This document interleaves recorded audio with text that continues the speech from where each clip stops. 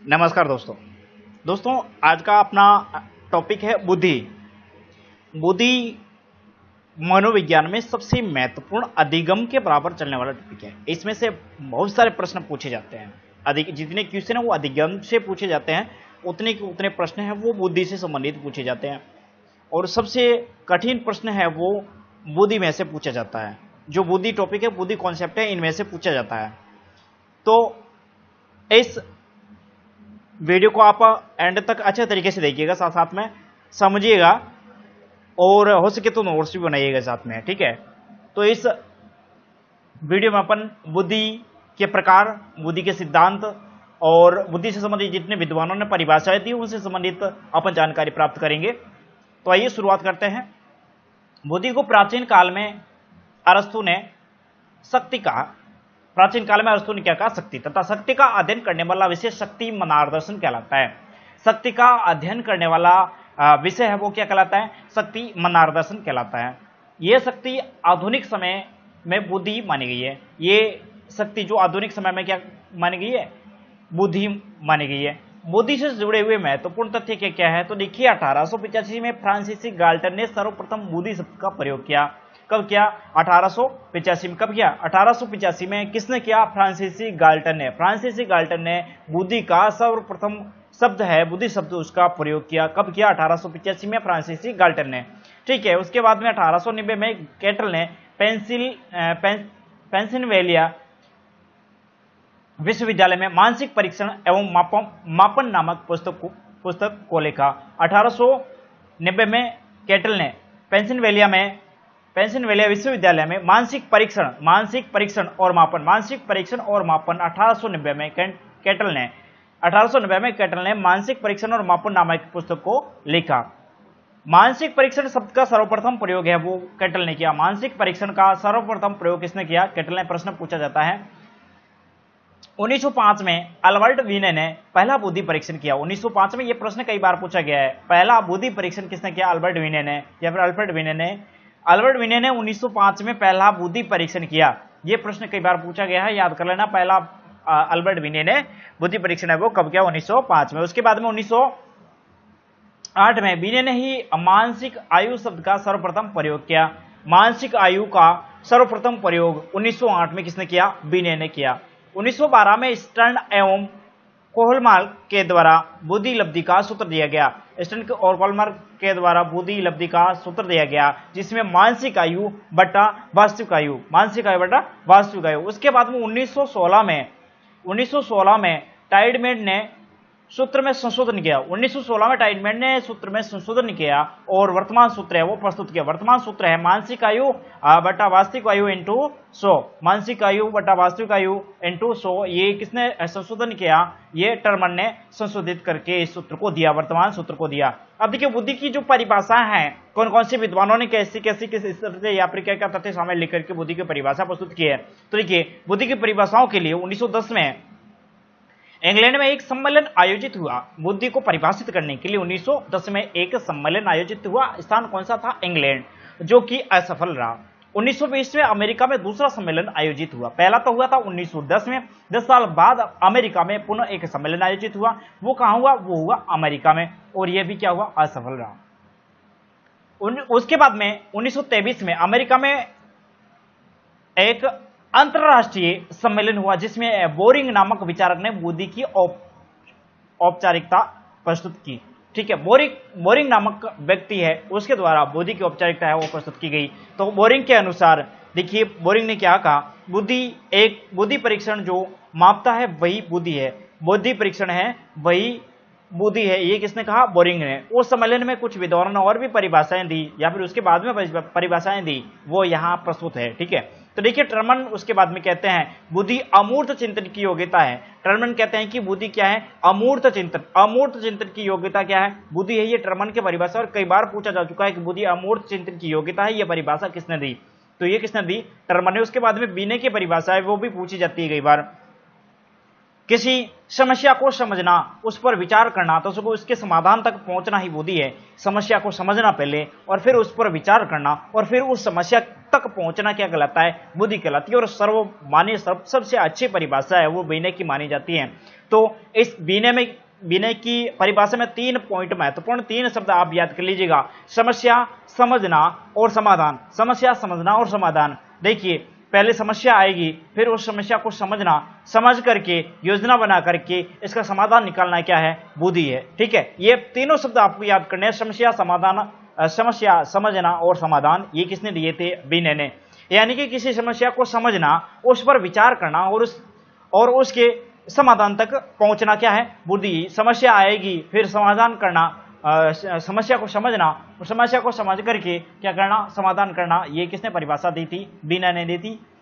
उसके बाद में बेलार्ड एक अध्यापक बुद्धि को विकसित करने का प्रयास करता है। एक अध्यापक बुद्धि को विकसित करने का क्या करता है? प्रयास करता है। और एक मनोवैज्ञानिक उसे मापने का प्रयास करता है, परंतु कोई नहीं जानता बुद्धि क्या है। ये बेलार्ड के द्वारा परिभाषा देती कि अध्यापक है वो बुद्धि को विकसित करने का काम करता है और मनोवैज्ञानिक है उसे मापने का काम कर रहा है, लेकिन यह कोई नहीं जानता कि बुद्धि क्या है।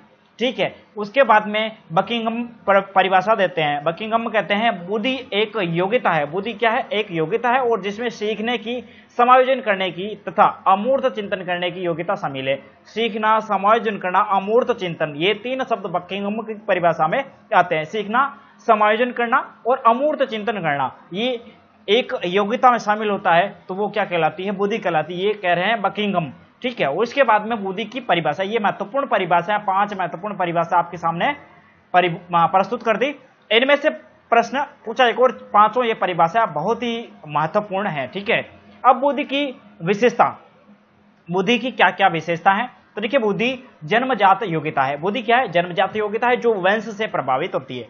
जो वंश से क्या होती है? प्रभावित होती है। वातावरण का प्रभाव बुद्धि पर कम या अधिक रूप में 10 बिंदुओं तक पड़ता है। कम या अधिक रूप में 10 बिंदुओं तक पड़ता है। ठीक है, बुद्धि पर लिंग भेद का कोई प्रभाव है वो नहीं पड़ता है। लिंग भेद का प्रभाव बुद्धि पर है वो नहीं पड़ता है। ठीक है, बुद्धि एक संगठित इकाई है और बुद्धि में तर्क, चिंतन, ध्यान, विश्लेषण इत्यादि की योग्यता शामिल होती है। बुद्धि में तर्क, चिंतन, ध्यान, विश्लेषण की योग्यता क्या होती है?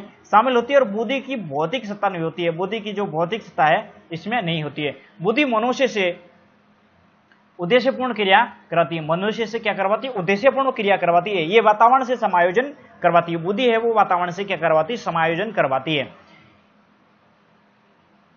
बुद्धि अमूर्त चिंतन की योग्यता है। बुद्धि क्या है? अमूर्त चिंतन। जो मूर्त चिंतन, जो हमारे सामने मूर्ति के रूप में प्रस्तुत है या फिर कोई वस्तु है उसके बारे में, लेकिन बुद्धि है वो अमूर्त चिंतन के बारे में क्या करवाती है?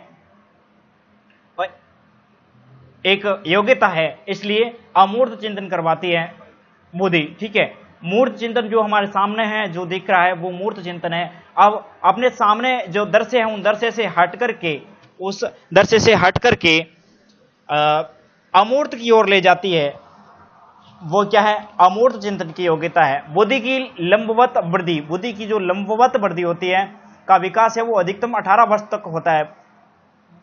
लंबवत वृद्धि है वो इनका अधिकतम कहां तक होता है? 18 वर्ष तक तो होता है। और क्षैतिज वृद्धि है वो अनुभव है वो अधिकतम जीवन पर्यंत है वो प्राप्त होते रहते हैं। अनुभव तो वह जीवन पर्यंत अपन प्राप्त है वो करते रहते हैं, लेकिन लंबवत वृद्धि है वो कब तक होती है? 18 वर्ष तक होती है। ठीक है, बुद्धि निर्णय लेने तथा समस्या समाधान की योग्यता है। बुद्धि की ये परिभाषाएं हो गई। इन्हें एक बार आप उन्हें अच्छे तरीके से समझ लीजिएगा, स्क्रीनशॉट ले लीजिएगा फोन में। उसके बाद में आप अपने अलग से नोट्स बना रहे हैं तो उसमें लिख दीजिएगा। इनसे पहले भी मैं प्रत्येक टॉपिक के वीडियो डाल रहा हूँ। 7वां 8वां वीडियो ये है और इनसे पहले 6-7 वीडियो मैंने डाल दिए हैं नोट्स के। उन्हें भी आप अच्छे तरीके से समझ लीजिएगा, पढ़ लीजिएगा। ठीक है, इन्हीं में से लगभग प्रश्न आपको मिल जाएंगे। उसके बाद में ये अपना क्लियर होने के बाद में, नोट्स क्लियर होने के बाद में आप अभ्यास सीरीज हल करेंगे। ठीक है, अब बुद्धि के प्रकार अलग अलग विद्वानों ने अलग अलग दिए हैं। तो देखिए, बुद्धि गेरेट के अनुसार मूर्त बुद्धि, अमूर्त बुद्धि और सामाजिक बुद्धि। गेरेट महोदय देते हैं कि मूर्त बुद्धि, अमूर्त बुद्धि और सामान्य बुद्धि। उसके बाद में थॉर्नडाइक के अनुसार, थॉर्नडाइक यांत्रिक बुद्धि पहला प्रकार बताते हैं, दूसरा प्रकार बताते हैं अमूर्त बुद्धि और तीसरा प्रकार बताते हैं सामाजिक बुद्धि। ठीक है, उसके बाद में बुद्धि के सिद्धांत, बुद्धि के सिद्धांत कौन कौन से हैं? तो देखिए बुद्धि के सिद्धांत में सामान्यतः बुद्धि के दो सिद्धांत प्रचलित हैं। पहला है कारकीय सिद्धांत, पहला कौन सा है? कारकीय सिद्धांत, और दूसरा है प्रक्रिया उन्मुखी सिद्धांत, दूसरा है प्रक्रिया उन्मुखी सिद्धांत। तो पहला हो गया कारकीय सिद्धांत और दूसरा हो गया प्रक्रिया उन्मुखी सिद्धांत। ठीक है, अब आगे बढ़ते हैं, कारकीय सिद्धांत को लेते हैं और कारकीय सिद्धांत में क्या है।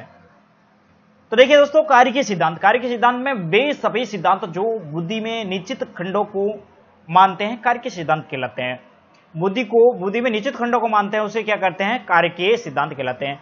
प्रक्रिया उन्मुखी सिद्धांत क्या है? तो प्रक्रिया उन्मुखी सिद्धांत में देखिए,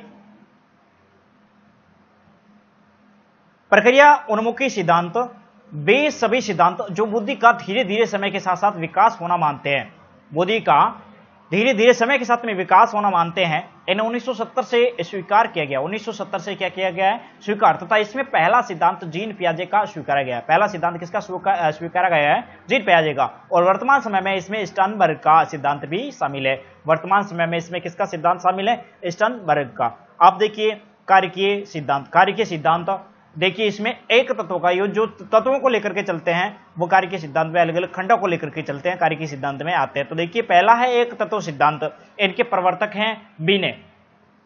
प्रश्न कई बार पूछा गया है, एक तत्व का सिद्धांत बुद्धि का किसने प्रस्तुत किया? अल्बर्ट बीने ने। और इसके सहयोगी है स्टर्न और जॉनसन बीने। ये एक तत्व सिद्धांत के प्रवर्तक हैं और इस सिद्धांत को निरंकुशवादी सिद्धांत भी कहा जाता है। इस सिद्धांत को क्या कहा जाता है? निरंकुशवादी सिद्धांत भी कहा जाता है। बीने ने बुद्धि में एक तत्व को स्वीकार किया। बीने ने बुद्धि में एक तत्व को क्या किया? स्वीकार किया, जिसे इन्होंने एक निरंकुश शक्ति माना। जिसे इन्होंने एक क्या माना? निरंकुश शक्ति माना। ये निरंकुश शक्ति निरंकुश राजा की भांति आदेश जारी करती है। ये निरंकुश शक्ति है, वो निरंकुश राजा की भांति क्या करती है? आदेश जारी करती है तथा मनुष्य को आदेशों का क्या करवाती है? पालन करवाती है। तो एक तत्व का सिद्धांत हो गया। उसके बाद में द्वितत्व का सिद्धांत है। इसके प्रवर्तक है स्पीयरमैन। इसके प्रवर्तक कौन है? स्पीयरमैन। द्वितत्व का सिद्धांत प्रवर्तक स्पीयरमैन। अच्छे तरीके से याद कर लेना, प्रश्न पूछा जाता है। इन सिद्धांतों में से प्रत्येक एग्जाम में प्रश्न पूछे जाते हैं, अति महत्वपूर्ण है ये। इसमें देखिए, इसे राजतंत्री सिद्धांत भी कहा जाता है, मानसिक ऊर्जा भी कहा जाता है और सामान्य कारक भी इसमें शामिल है। ठीक है, स्पीयरमैन ने बुद्धि के दो खंड बताए हैं। पहला खंड है जी और दूसरा है एस, जनरल और स्पेशल। ठीक है, सामान्य कारक में देखिए, इसमें जी में सामान्य कारक शामिल होते हैं और मानसिक ऊर्जा कारक शामिल होते हैं। ठीक है, और राजतंत्र कारक और जन्मजात होता है ये, और वंश से प्राप्त होता है और जीवन भर अपरिवर्तनशील रहता है, और इसी के आधार पर एस का अर्जन होता है। यानी स्पेशल कारक है उनका क्या होता है? अर्जन होता है। और स्पेशल कारक में देखिए, वातावरण से प्राप्त विशिष्ट कारक है ये, और ये अर्जित है और परिवर्तनशील है, और इसका अस्तित्व जनरल पर निर्भर है। यानी कि जो स्पेशल कारक है वो किस पर निर्भर है? जनरल पर निर्भर है, और ये जनरल से स्पेशल कारक है वो प्राप्त होते हैं, अर्जन होते हैं। ठीक है, उसके बाद में त्रितत्व सिद्धांत आता है, और त्रितत्व सिद्धांत भी किसके द्वारा प्रस्तुत किया जाता है? ये स्पीयरमैन के द्वारा प्रस्तुत किया जाता है। ठीक है, अब इन्होंने अपने द्वितत्व सिद्धांत में संशोधन करते हुए उसे त्रितत्व में प्रस्तुत किया। देखिए, स्पीयरमैन अपने द्वितत्व में सुधार करते हुए एस और जनरल और एस इन दोनों तत्वों में सुधार करते हुए ये त्रितत्व लाते हैं, और तीसरा तत्व इसके साथ में कौन सा जोड़ते हैं? तो देखिए, ये समूह तत्व जोड़ते हैं, तीसरा तत्व। ठीक है, जनरल और स्पेशल दो तत्व तो थे पहले, और अब तीसरा तत्व समूह तत्व साथ में जोड़ते हैं। द्वितत्व से अपने सिद्धांत को त्रितत्व में लाते हैं। तो देखिए, जी व एस लगभग सभी मनुष्यों में समान होते हैं, परंतु उनकी विशिष्ट योग्यता पहचान समूह तत्व से निर्धारित होती है। देखिए, उनकी विशिष्ट योग्यता और पहचान एक समूह तत्व से क्या होती है? निर्धारित होती है। उसके बाद में अगला सिद्धांत आता है आश्चर्यजनक सिद्धांत। अगला सिद्धांत कौन सा आता है? आश्चर्यजनक सिद्धांत, और इसके प्रवर्तक कौन है? बी एस ब्लूम आश्चर्यजनक सिद्धांत के क्या है? प्रवर्तक है।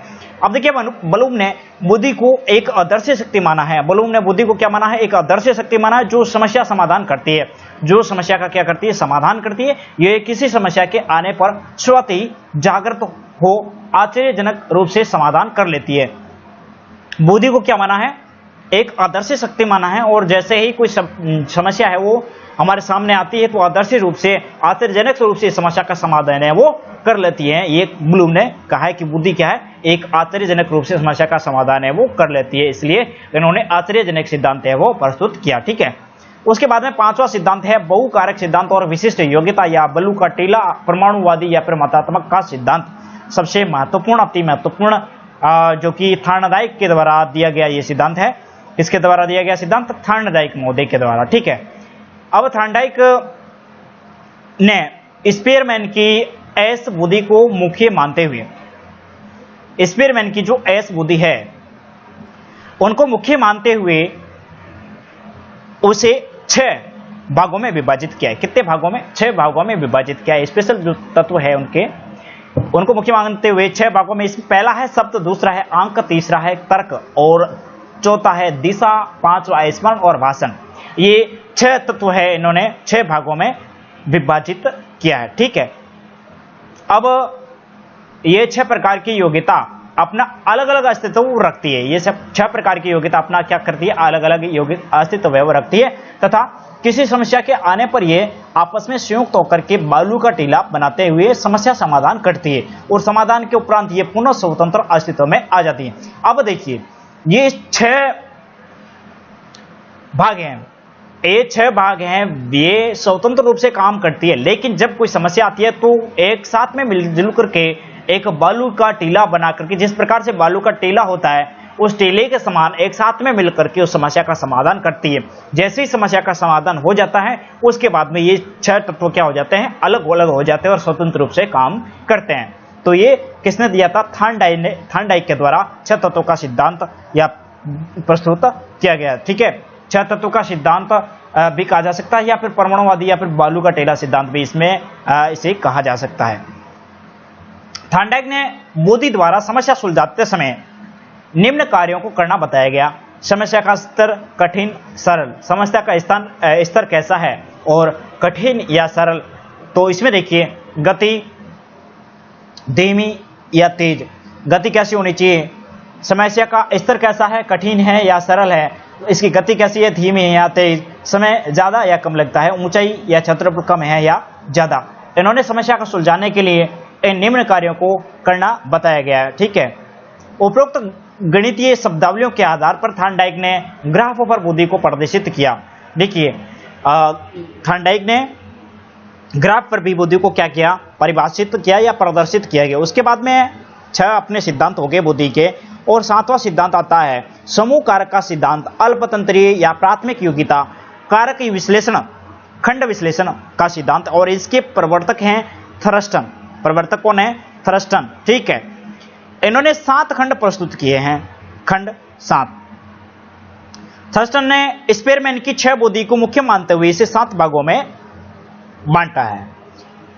थॉर्नडाइक ने कितने बांटा था, 6 में, और स्पीयरमैन की जो जी जनरल तत्व है, थॉर्नडाइक ने तो एस तत्व को मुख्य लिया था, लेकिन ये जी तत्व को लेते हुए इनको कितने भागों में बांट रहे हैं, 7 भागों में विभाजित कर रहे हैं। अब देखिए, इसमें शब्द भेद, तो ये 7 भाग कौन कौन से हैं, तो पहला है शब्द भेद, उसके बाद में दूसरा है प्रत्यक्षात्मक, फिर है शब्द प्रवाह, स्मरण, अंक, स्थानागत और तर्क। ये 7 भाग इन्होंने प्रस्तुत किए। ये 7 प्रकार की बुद्धि एक दूसरे से स्वतंत्र रहते हुए समस्याओं को सुलझाती है। ये 7 प्रकार की बुद्धि है वो एक दूसरे से स्वतंत्र रह करके समस्याओं को सुलझाती है। लेकिन जब अपने 6 तत्वों का सिद्धांत पढ़ा था तो उसमें बताया गया था कि जो 6 तत्व है, ये 6 तत्व जब बुद्धि या कोई समस्या आती है तो ये 6 तत्व एक बालू के टीले के समान मिलकर के क्या करती है, समस्या का सामना करती है। लेकिन इस 7 तत्वों के सिद्धांत में 7 के 7 तत्व है वो क्या रहते हैं, स्वतंत्र रहते हैं, और स्वतंत्र रह करके समस्या का क्या करते हैं, समाधान करते हैं। अब थर्स्टन ने इस 7 योग्यताओं को मापने के लिए मापनी प्रदर्शित की। थर्स्टन ने इन 7 योग्यताओं को मापने के लिए एक मापनी प्रस्तुत की, PMI। पहली मापनी है PMI, और जिन्हें PMAT या PMI भी कहा जाता है, जिसे देखिए प्राइमरी मेंटल इंटेलिजेंसी या फिर प्राइमरी मेंटल एबिलिटी टेस्ट कहा गया। केली ने प्रारंभ में अपना सिद्धांत स्वतंत्र प्रस्तुत किया। केली ने अपना सिद्धांत है वो स्वतंत्र प्रस्तुत किया, जिसमें उन्होंने बुद्धि के 13 खंड बताया। बुद्धि के कितने खंड बताए?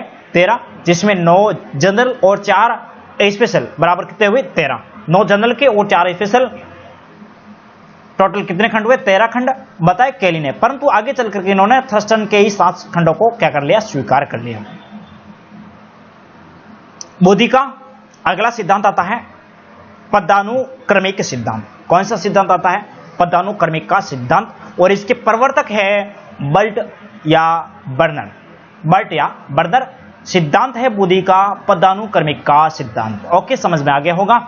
अब बर्ट और बर्नर जी क्या कहते हैं? तो देखिए, बर्ट एवं बर्नर ने स्पीयरमैन की जो जीव बुद्धि है जनरल, उनको महत्वपूर्ण मानते हुए उसे शीर्ष पर रखा है। और इन्होंने जीव बुद्धि का विभाजन 2 भागों में किया। स्पीयरमैन की जी और एस आपने पढ़ा था। तो जीव बुद्धि को इन्होंने क्या किया है? विभाजन 2 भागों में किया। और शाब्दिक और व्यवहारिक जी बुद्धि को इन्होंने विभाजित किया। और दोनों प्रकार की बुद्धि का समय के साथ में विकास होता है। दोनों प्रकार की बुद्धि होती है, उसका समय के साथ में क्या होता है? विकास होता है। तथा किसी एक पक्ष में ऐसी योग्यता अर्जित है वो कर ली जाती है। इस क्रम में जी ऊपर और एस बुद्धि है वो कहाँ रहती है? नीचे रहती है। ठीक है, ये अपना 7वां सिद्धांत हो गया। उसके बाद में अपना 8वां सिद्धांत रहता है तरल एवं ठोस बुद्धि सिद्धांत। इनको देते हैं कैटल। प्रवर्तक इसके कौन है? कैटल महोदय हैं। और ये क और ख सिद्धांत इसे भी कहा जाता है। और इसने क और ख का सिद्धांत किसने कहा था? हेब महोदय ने कहा था। ठीक है, अब जी और एस। जी यानी जन्मजात वंश या अपरिवर्तनशील, एस यानी अर्जित या वातावरण परिवर्तनशील, तरल या ठोस। उसके बाद में 9वां सिद्धांत अपनाता है बुद्धि का नमूना सिद्धांत या फिर न्याय प्रतिदर्श सिद्धांत। ये थॉमसन के द्वारा प्रस्तुत किया गया था। इसमें देखिए, बुद्धि जन्म के उपरांत आजीवन अनुभवों को अर्जित करती है। बुद्धि जन्म के उपरांत आजीवन अनुभवों को क्या करती है? अर्जित करती है। और जिसके आधार पर अनुभवों के नमूनों जिसकी बुद्धि तथा संग्रहण कर लिए जाते हैं, बुद्धि का संग्रहण कर लिए जाते हैं। और ये संग्रहित हुए नमूने भविष्य में समस्या समाधान के लिए क्या करते हैं? सहायक होते हैं। आजीवन क्या होता है? जन्म के उपरांत आजीवन अनुभव है वो क्या करते हैं? बुद्धि है वो एकत्रित करती है। और जिसके आधार पर जो वो अनुभव है वो नमूनों को क्या करते हैं? बुद्धि द्वारा संग्रहित कर लिए जाते हैं। अनुभव से नमूने लिए जाते हैं और वो नमूने बुद्धि के द्वारा क्या कर लिए जाते हैं? संग्रहित कर लिए जाते हैं। और ये संग्रहित नमूने भविष्य में जब भी समस्या आती है उस समस्या की क्या करते हैं? सहायक होते हैं। समस्या समाधान में क्या होते हैं? सहायक होते हैं। ठीक है, उसके बाद में त्रिआयामी सिद्धांत। तो इस सिद्धांत के प्रवर्तक है जेपी गिलफोर्ड। और 1967 में इस सिद्धांत को प्रस्तुत किया गया था। 1967 में गिलफोर्ड ने बुद्धि का डिब्बे नुमा मॉडल बनाकर के बुद्धि के 3 आयाम है वे 120 खंड प्रस्तुत किए। डिब्बे नुमा आयाम मॉडल बनाकर के इनके 120 खंड प्रस्तुत किए। और 1985 में संशोधन करके इन्होंने बुद्धि के 150 खंड है वो कर दिए। 1988 में पुनः संशोधन किया और उन्होंने 180 खंड कर दिए। वर्तमान समय में बुद्धि के 3 आयाम व 180 खंड है। वर्तमान समय बुद्धि के कितने आयाम है? 3 और खंड कितने हैं? 180। गिलफोर्ड द्वारा प्रस्तुत किए गए 3 आयाम खंड। इसमें देखिए, पहला है विषय। विषय वस्तु को ज्ञानेंद्रियों द्वारा ग्रहण किया जाता है। विषय वस्तुओं को किसके द्वारा ग्रहण किया जाता है? ज्ञानेंद्रियों के द्वारा। गिलफोर्ड ने 1967 में विषय वस्तुओं को 4 खंडों में विभाजित किया है। पहला है आकृति, दूसरा प्रतीक, तीसरा शब्द और चौथा है व्यवहार। आकृति को हटाकर 1985 में अदृश्य व सर्वे जोड़ा गया, जिससे विषय वस्तु 5 होगी। दृश्य और सर्वे कब जोड़ा गया? 1985 में। इसकी जो विषय वस्तु कितनी होगी? 5 हो गई। उसके बाद में दूसरी है संक्रिया। दूसरा आयाम कौन सा है? संक्रिया। ग्रहण की गई विषय वस्तु पर होने वाली समस्त मानसिक क्रियाएं, ग्रहण की गई विषय वस्तु पर होने वाली समस्त मानसिक क्रियाएं ये संक्रिया कहलाती है। ठीक है, 1967 में संक्रिया में 5 खंड दिए। 1967 में संक्रिया के कितने खंड दिए? 5 खंड में पहला संज्ञान, ये अपन पीछे एक वीडियो उसमें समझ चुके हैं, संज्ञान क्या है, स्मृति क्या है, संक्रिया क्या है, ठीक है। संज्ञान, उसके बाद में स्मृति और अभिसारी, अपचारी और मूल्यांकन। अभिसारी, अपसारी और मूल्यांकन, संज्ञान और स्मृति, ये इसके 5 खंड है। किसके? संक्रिया के। 1988 में संशोधन कर स्मृति को हटा करके धारण करना, वो पुनः स्मरण करना, दोनों खंड जोड़े गए और जैसे संक्रिया 5 से बढ़कर कितनी हो गई? 6 हो गई। कितनी? 6। संक्रिया पहले कितनी थी? 5, और उसके बाद में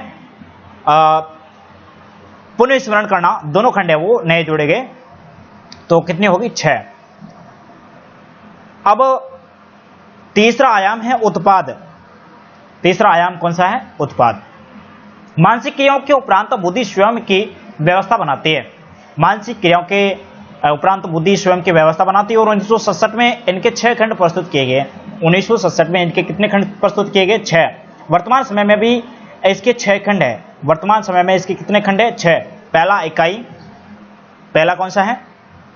इकाई, दूसरा वर्ग, तीसरा प्रणाली। पहला इकाई, दूसरा वर्ग, तीसरा प्रणाली, और चौथा संबंध, और 5वां रूपांतरण, और छठा है वो निहितार्थ। छठा क्या है? निहितार्थ।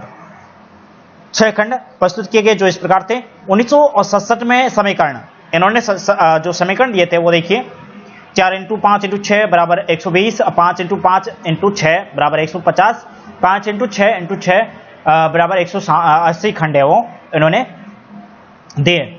अब अगला सिद्धांत था बहुबुद्धि का सिद्धांत, जो कि अति महत्वपूर्ण है। इनके प्रवर्तक है हार्वर्ड गार्डनर। इन्होंने 1983 में इनको प्रस्तुत किया गया था। 1983 में गार्डनर ने अपने सिद्धांत में बुद्धि के कितने प्रकार हैं या फिर कितने प्रकारों में बांटा? इन्होंने 7 प्रकारों में बांटा। 1999 में संशोधन करके 8वां प्रकार जोड़ा गया। 1999 में इन्होंने क्या किया? संशोधन किया और 8वां प्रकार है इसमें क्या किया? जोड़ा गया। सन 2000 में 9वां प्रकार है वो जोड़ा गया साथ में। बुद्धि के प्रकार कौन कौन से हैं? 8-9 प्रकार हैं, उन्हें देखिए, और कौन कौन से व्यक्ति में कौन कौन से प्रकार पाए जाते हैं या फिर निष्पादन कौन कौन से व्यक्ति इनको करते हैं। वे प्रश्न कई बार पूछा गया और अति महत्वपूर्ण है और इनमें से प्रश्न पूछा जाएगा, तो इन्हें आप अच्छे तरीके से समझिए। पहला प्रकार है भाषाई बुद्धि। पहला प्रकार कौन सा है? भाषाई बुद्धि। भाषाई बुद्धि। अब निष्पादन की संभावना किसमें पाई जाती है? तो पहला व्यक्ति आता है कवि, उसके बाद में आता है लेखक, फिर रचनाकार, फिर कहानी, और उसके बाद में व्याख्याता, और उसके बाद में वक्ता, और उसके बाद में पत्रकार, और फिर वकील इत्यादि। इनमें कैसी बुद्धि पाई जाती है? भाषाई बुद्धि पाई जाती है। ठीक है, समझ में आ गया होगा? एक बार लिख दीजिएगा आप। भाषाई बुद्धि में कवि, लेखक, रचनाकार, कहानीकार, व्याख्याता, वक्ता, पत्रकार और वकील इत्यादि इसमें शामिल होते हैं। उसके बाद में अगली बुद्धि आती है तार्किक या गणितीय। कौन सी आती है? तार्किक या गणितीय बुद्धि। अब इसको निष्पादित कौन करेगा, संपादित कौन करेगा? तो इसमें देखिए, तार्किक बुद्धि है वो इंजीनियर में, वैज्ञानिक में, अनुसंधान करता होता है उसमें, भौतिक शास्त्री उसमें, लेखा शास्त्र, लेखाकार और गणितज्ञ होता है उसमें कौन सी बुद्धि पाई जाती है? ये तार्किक या गणितीय बुद्धि है वो इसमें पाई जाती है। ओके, उसके बाद में तीसरी बुद्धि होती है, वो होती है स्थानिक बुद्धि। कौन सी बुद्धि होती है? स्थानिक बुद्धि। ये किन किन व्यक्तियों में होती है? तो देखिए, ये इंटीरियर डेकोरेटर, वास्तुकार, भवन निर्माण से जुड़े हुए व्यक्ति, नक्शा बनाने वाला और भूगर्भ शास्त्र से जुड़ा हुआ व्यक्ति, उनमें स्थानिक बुद्धि है वो पाई जाती है। ठीक है, उसके बाद में चौथी है संगीतात्मक बुद्धि।